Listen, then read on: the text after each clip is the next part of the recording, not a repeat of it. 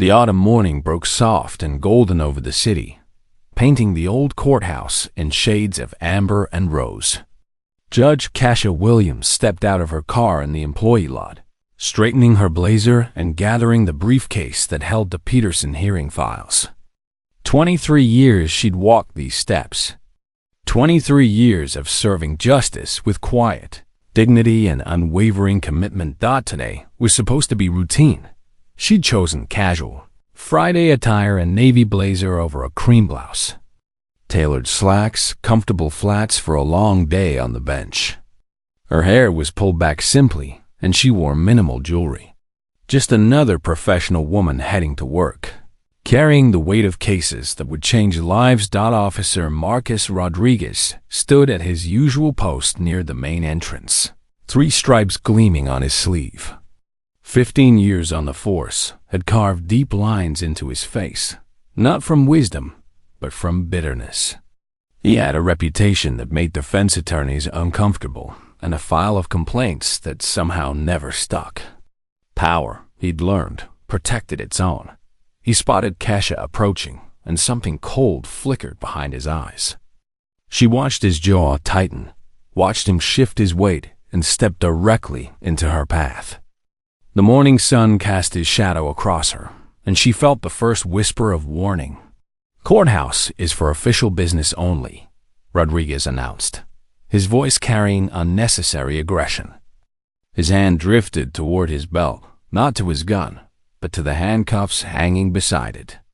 The gesture was deliberate, practiced, designed to intimidate. Kasha had seen this dance before, but always from the bench, never as the target. She kept her voice calm and steady. "I do have official business here, officer. If you'll allow me to show you my identification, don't reach for anything."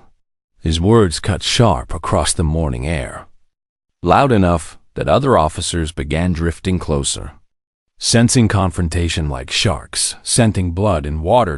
Behind Rodriguez, Officer Thompson pulled out his phone, already recording. This was entertainment to him, Rodriguez putting someone in their place. They'd laugh about it later over coffee, another story about maintaining order, keeping their courthouse safe. What none of them knew was that cameras were everywhere, recording from angles they'd forgotten existed. The security system that Judge Williams herself had championed and funded, with triple redundancy and automatic cloud backups. Every word, every gesture, every moment of what was about to unfold, all of it preserved in crystal clarity. Rodriguez's eyes narrowed as he looked at her. "You people always have excuses," he said, his voice dripping with contempt. "Always think you're special." Part 2. When power becomes violence, the slap came without warning. Rodriguez's open palm connected with Kesha's face with such force that her head snapped sideways, stars exploding behind her eyes. The briefcase flew from her grip, legal documents scattering across the concrete like wounded birds. The Peterson hearing files, marked with her court's official seal, landed in a puddle, ink beginning to blur. "Another one trying to sneak in where she doesn't belong," Rodriguez snarled, advancing as she steadied herself against the courthouse wall. Pain radiated through her jaw, but her mind remained sharp, cataloging every detail with 23 years of judicial precision. His hand shot out, fingers wrapping around her throat, pressing her back against cold stone. "Filthy animals like you belong in cages, not courthouses." The words hung in the air like poison. Kasha's vision blurred, but she didn't fight back. She'd spent decades watching how evidence worked, how cases were built or destroyed. Rodriguez was building hers for her, one awful moment at a time. Officer Thompson laughed behind his phone. "Man, she really thought she could just walk in here," he called to Officer Davis, who just arrived. "Rodriguez knows how to handle these types." "Please," Kasha managed, her voice strained but controlled. "If you would just look at my identification." "Shut your mouth." Rodriguez twisted her arms behind her back, metal handcuffs biting into her wrists. The pain was sharp and immediate, but she kept her breathing steady. "You're going to learn what happens when you disrespect law enforcement." A crowd had gathered courthouse employees heading to work, lawyers arriving from morning hearings, citizens coming for jury duty. Some shifted uncomfortably, faces troubled, but no one intervened. This was Officer Rodriguez, after all. He had connections, friends in high places, a reputation for being untouchable. Among the crowd, Bailey Henderson, a courthouse bailiff with 12 years of service, frowned deeply. Something about this woman seemed familiar. The way she held herself despite everything, the quiet dignity, even in handcuffs. But with her face turned away and Rodriguez blocking most of the view, he couldn't quite place her. Later, he'd replay this moment 1,000 times, wishing he'd looked closer, acted sooner. Rodriguez began marching Kesha toward the entrance, making sure everyone saw her in handcuffs. This was what he lived for, the power, the authority, the ability to put people in what he considered their place. Today felt particularly satisfying. He had no idea he'd just made the biggest mistake of his life. Part 3. Building lies on broken ground inside the courthouse. Rodriguez straightened his uniform and prepared his story. He'd done this dozens of times before arrest first, justify later.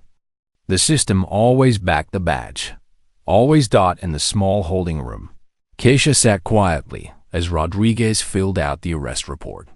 Her cheek had swollen, a purple bruise blooming across her dark skin. But her eyes remained focused, watching him fabricate charges with practiced ease. Trespassing. Resisting arrest, attempting to access restricted areas, he muttered as he wrote, each lie flowing smoothly onto the official form. His handwriting was neat, confident. He built many careers on reports, just like this one. "You know none of that is true," Keisha said softly. Rodriguez looked up, his eyes cold and flat. "Truth is what I say it is. My word against yours, and guess whose word carries weight in this building?" He smiled, and it was a cruel thing. "I've been doing this 15 years. You think you're the first to try playing victim?" Down the hall, the morning's court proceedings were beginning without their presiding judge. Janet Morrison, Judge Williams's clerk for 8 years, was growing increasingly worried. The judge was never late, not once in all their years working together. She'd sent 3 text messages, each more urgent than the last, receiving no response.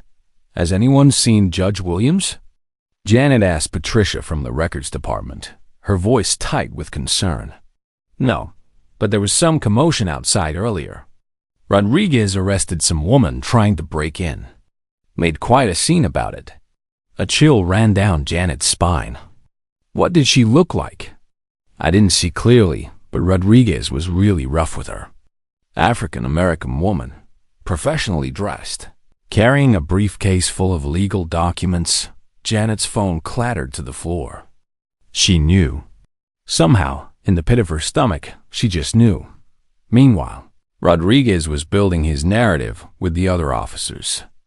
He pulled Thompson and Davis aside, coordinating their stories with military precision. She was aggressive, refused to comply.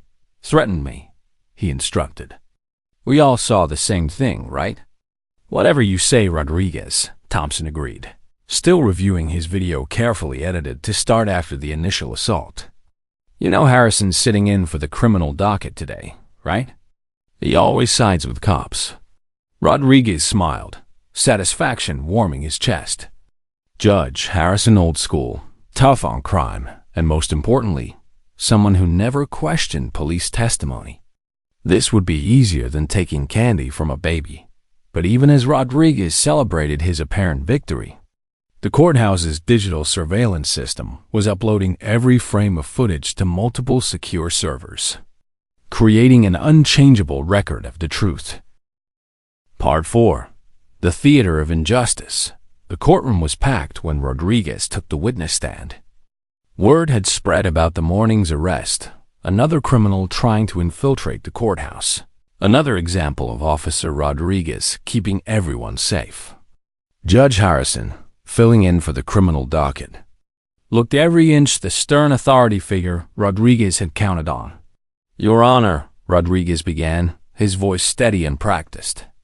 "I was conducting routine security when I encountered the defendant attempting to breach courthouse security. She was carrying suspicious documents, acting erratically, and became violent when questioned." From the defendant's table, Kesha watched him spin his web of lies with the skill of someone who'd done this many times before.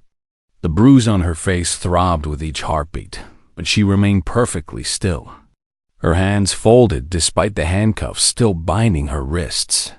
"The defendant claimed to be someone important," Rodriguez continued, adding a dismissive laugh that got a few chuckles from the gallery. "They always do, lawyers, judges, senators. It's a common tactic to avoid accountability." Prosecutor Walsh, a veteran of 15 years, nodded along. She'd worked with Rodriguez before, trusted his word, believed in supporting law enforcement. "Officer Rodriguez, did the defendant physically assault you?" "Yes, ma'am. When I attempted to verify her identity, she became physically aggressive. I had no choice but to use minimum necessary force to protect myself and secure the courthouse." In the gallery, Henderson the bailiff shifted uncomfortably. The woman in handcuffs had lifted her head slightly, and even from across the room, something about her profile nagged at him. Where had he seen her before?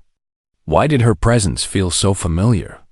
"These people," Rodriguez continued, warming to his theme, his voice gaining confidence, "think they can just walk into any building, claim any identity, and when they're caught, they scream discrimination.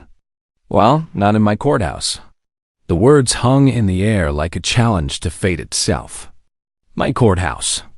Several court employees exchanged glances. The arrogance was stunning, even for Rodriguez. Kesha finally spoke, her voice carrying across the courtroom with unexpected authority. "Officer Rodriguez, you say your body camera malfunctioned this morning?" Rodriguez's jaw tightened slightly. "Yes, technical difficulties. It happens." "How convenient," Kesha murmured, just loud enough for the court reporter to capture every word. "Your Honor," Rodriguez said, turning back to Judge Harrison with renewed confidence, "I've served this courthouse faithfully for 15 years. My record speaks for itself. I've made hundreds of arrests, kept this building safe, protected judges and staff from dangerous individuals." Indeed, his record did speak, though not in the way Rodriguez imagined. Unknown to him, at that very moment, Chief Judge Margaret Carter was receiving an urgent call from courthouse security about the morning's footage that was about to change everything. Part 5. The mask begins to slip. "The defendant may now present her statement," Judge Harrison announced, clearly expecting this to be a mere formality before sentencing. His gavel rested within easy reach, ready to bring this whole thing to a swift conclusion. Kesha rose slowly, the handcuffs clinking softly in the silent courtroom. Despite everything, the assault, the bruise darkening her face, the humiliation, she moved with a dignity that made the entire room take notice. Something about her commanded attention in a way that made people sit straighter. "Thank you." "Your Honor," she began, her voice carrying an unmistakable authority that seemed at odds with her position as defendant. "I appreciate the opportunity to address these allegations." Something in her tone made Judge Harrison's eyes narrow slightly. This wasn't the rambling, emotional defense he'd expected from someone facing serious charges. "First, I'd like to address Officer Rodriguez's claim about body camera malfunction." Cash's eyes found Rodriguez, who was beginning to shift in his seat, a flicker of uncertainty crossing his features. "Officer Rodriguez, are you aware that this courthouse maintains comprehensive surveillance coverage, with cameras positioned every 15 feet along all approaches and entrances?" The color began draining from Rodriguez's face like water from a broken dam. Furthermore, Kesha continued, her voice steady and precise. Are you aware that body cameras in this jurisdiction automatically upload footage to the county's cloud storage system every 60 seconds, regardless of whether the local device appears to be functioning? Prosecutor Walsh stood abruptly, her chair scraping against the floor. Objection, Your Honor. The defendant can't simply make evidentiary demands. Actually, Kesha interrupted smoothly, her years of legal expertise flowing through every word. Under Brady versus Maryland, I have the constitutional right to access potentially exculpatory evidence. Additionally, as a pro se defendant, I'm entitled under the Sixth Amendment to present evidence in my own defense. The legal citations flowed from her lips with the ease of someone who had spent decades in courtrooms, not as a defendant, but as someone intimately familiar with every corner of the law. Judge Harrison's frown deepened. This was definitely not normal.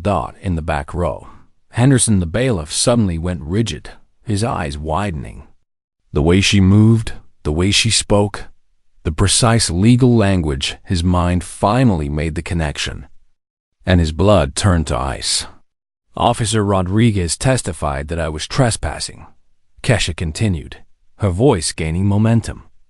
However, I was on a public sidewalk, approaching the main entrance during normal business hours.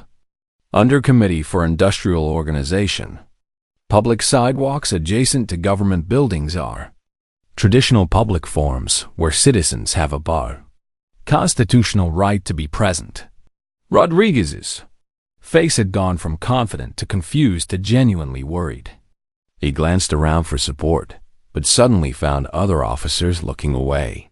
Your Honor, Kesha said, reaching into her jacket pocket slowly, deliberately. I have here documentation that will conclusively establish both my identity and my legitimate reason for being at this courthouse this morning. She pulled out a leather wallet, and even from across the room, the gold judicial seal caught the light unmistakable. Undeniable. Part 6.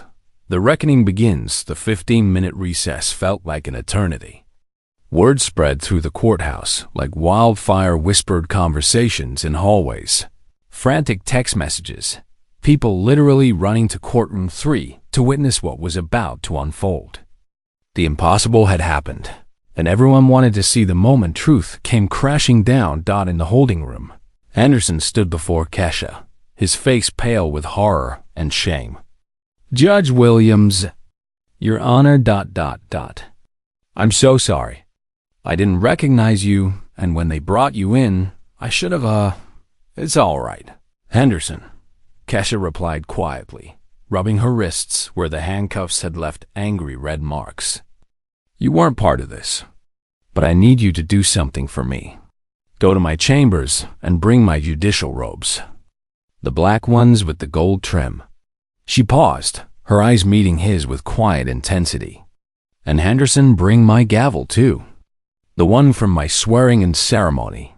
As Henderson rushed out, nearly tripping over his own feet in his haste, Kesha picked up her phone, now returned to her, and dialed Chief Judge Margaret Carter. Kesha, thank God. We heard there was an incident this morning, but nobody knew.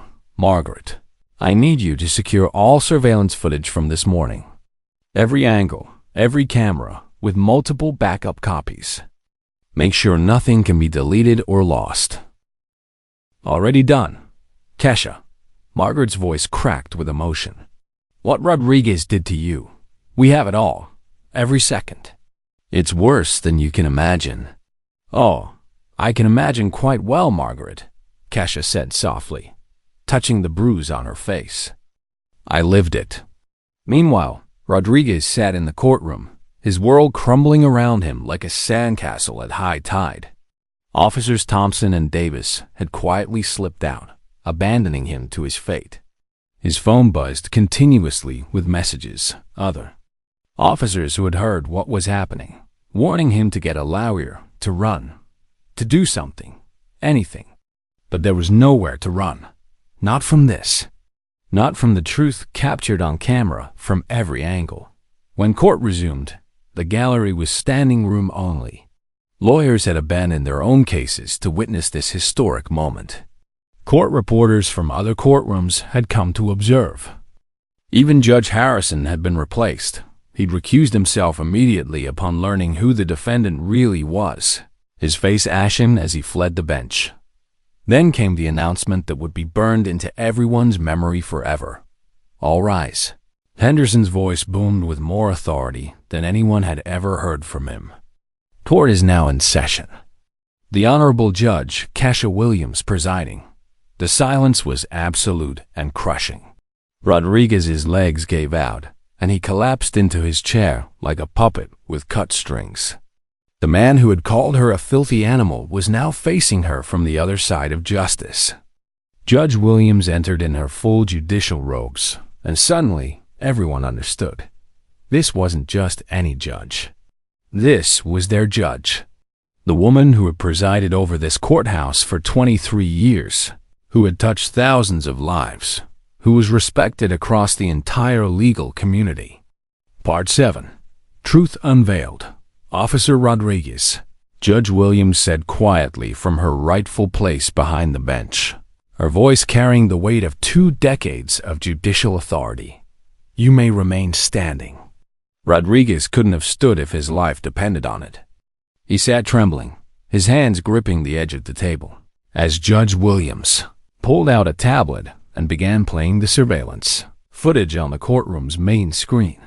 The courtroom watched in horrified silence as the truth unfolded before their eyes. The unprovoked approach. Rodriguez stepping deliberately into her path. The slap that sent Judge Williams's head snapping sideways. His hand around her throat, pressing her against the wall. His voice, clear as a bell. Filthy animals like you belong in cages, not courthouses. Several people in the gallery stood and left, unable to watch more.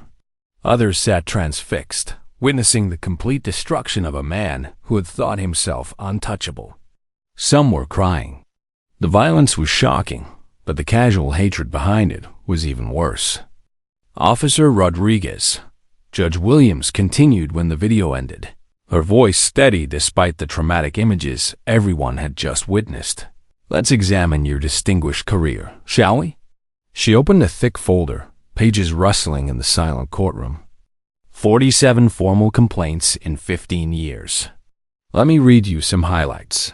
She proceeded to methodically destroy him, complaint by complaint, revealing a pattern of abuse that should have ended his career years ago, but had been protected, buried, ignored. Rosa Delgado, the grandmother he brutalized during a traffic stop.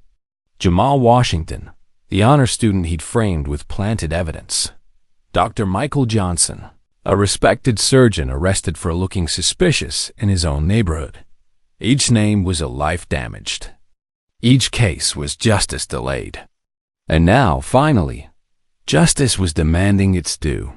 Your arrest statistics are particularly interesting, Judge Williams noted, pulling up a chart. 87% of your arrests involve people of color, in a district that's only 58% minority. Your use of force reports show physical violence in 63% of arrests involving black suspects, compared to 12% involving white suspects. Rodriguez's attorney, hastily summoned during the recess and looking like he desperately wished he was anywhere else, was scribbling notes frantically, knowing there was no defense for any of this. This wasn't a case he could win. This was damage control for a sinking ship. But here's what's most damning, Judge Williams continued, leaning forward slightly. This morning, you didn't just assault a random citizen going about her lawful business. You assaulted a federal judge who has been working with the FBI's Civil Rights Division for the past 18 months to investigate patterns of police misconduct in this department. The revelation hit the courtroom like a physical blow. Gasps echoed through the gallery. Rodriguez's face went from pale to gray. Rodriguez finally found his voice, though it came out as barely a whisper. I didn't know. You didn't know because you didn't care to look. Judge Williams replied, her voice cutting through his excuse like a knife through paper. "You saw a black woman and made assumptions based solely on the color of her skin. You saw someone you thought was powerless and decided to assert your dominance, to put her in what you considered her place." She stood, walking around the bench, to face him directly, not as a victim, but as the embodiment of justice itself. "Officer Rodriguez, you said this morning that people like me need to learn our place. Well, let me tell you exactly what my place is. My place is ensuring that bullies like you can never again hide behind a badge while terrorizing innocent citizens." The gavel came down with the sound of finality, echoing through the silent courtroom like thunder. Part 8. When justice finally speaks 6 months later, the ripple effects of that morning continued to transform the entire justice system like waves spreading across still water. Officer Rodriguez sat in federal prison, his badge gone, his pension forfeited, his legacy reduced to a cautionary tale told at police academies across the nation about what happens when power corrupts absolutely and justice finally catches up. The federal investigation judge Williams had ordered and had been quietly building for 18 months before that fateful morning uncovered systemic corruption throughout the department that went deeper than anyone had imagined. 12 officers were terminated. 4 supervisors faced criminal charges for covering up complaints and protecting bad actors. The entire department was placed under federal oversight, with new policies requiring mandatory body cameras with triple redundancy backup systems and immediate supervisor review of any use of force. Most importantly, the 432 cases Rodriguez had tainted over his 15-year career were reopened and reviewed. Innocent people walked free, blinking in the sunlight of vindication. Families were reunited after years of unjust separation. Communities that had lived in fear of Rodriguez and officers like him finally began to trust that justice was possible, that the system could work if good people fought to make it work. Judge Williams became a national symbol of judicial courage and quiet strength. She spoke at law schools about the importance of integrity. She trained police departments on constitutional rights and human dignity. She worked with Congress on criminal justice reform, her testimony moving even hardened politicians to tears. But she always returned to her courthouse, to her courtroom, where she continued to serve justice with the same dedication she'd shown for over 2 decades.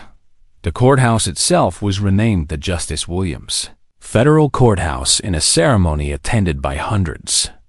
A bronze plaque near the entrance bore a simple inscription that visitors would stop to read and photograph. Here, justice finally found its voice. Janet Morrison, her faithful clerk, had the surveillance video edited into a training film that was shown to every new officer, prosecutor, and judge in the district.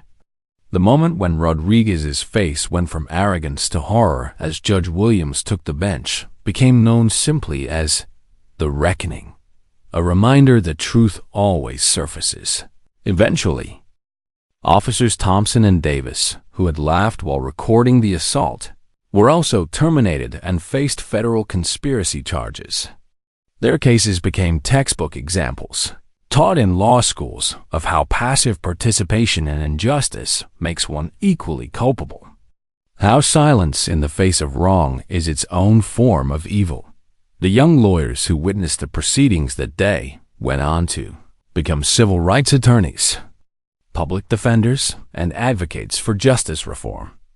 They would often say that watching Judge Williams that day taught them what courage truly looked like, not the absence of fear, but the determination to do what's right despite it, to stand firm when everything pushes you to bend. Rodriguez's former victims began coming forward, emboldened by seeing him finally held accountable.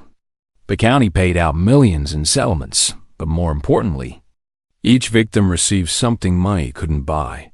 Validation that what happened to them was wrong, that it mattered, that they mattered. Today, a new generation of officers patrol those courthouse steps.